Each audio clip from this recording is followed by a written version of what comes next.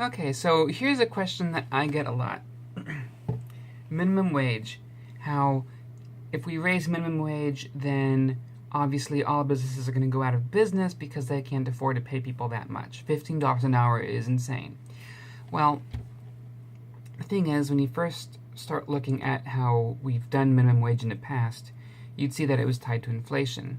And if we were to correlate how much people were paid for minimum wage back in the 70s to how much it cost, say, a loaf of bread, how much rent cost, essentially, you could take a part-time job and pay your way through college if you saved up a little.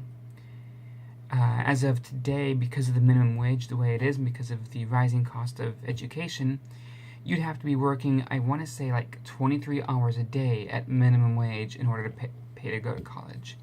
And that's like low end. So we have to admit that A, our minimum wage has not gone up to match inflation, and B, that our economy does better when the majority of people who have money are spending it.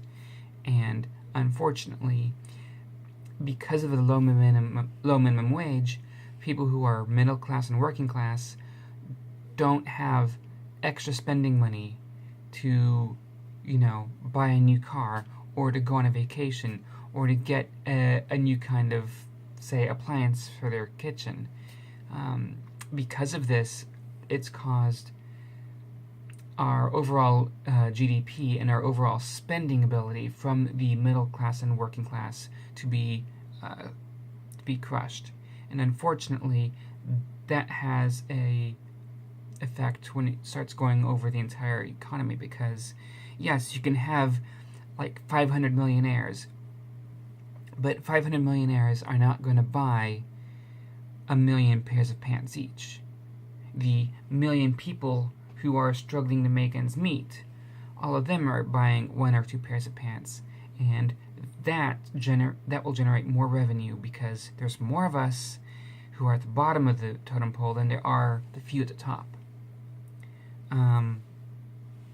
How many luxury yachts does a millionaire have to buy to be happy, Unfortunately, people who are in middle class who want to buy just a small fishing boat can't afford it, and therefore they're not going to be able to do that investment, which means that they're not going to get that license, which means they're not going to go out and go fishing.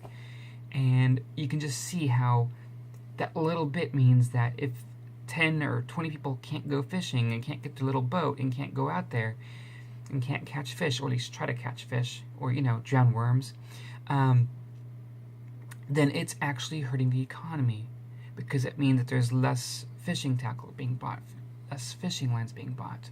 And the fishing line company is realizing that.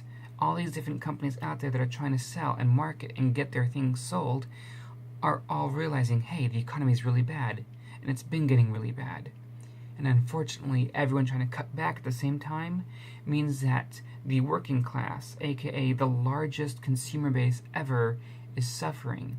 And their suffering is affecting businesses. So we need to raise minimum wage slowly, gradually over time, so that it matches inflation, so that people who are working for a living can actually afford more things and help spur the economy from the grassroots up, not trickling down.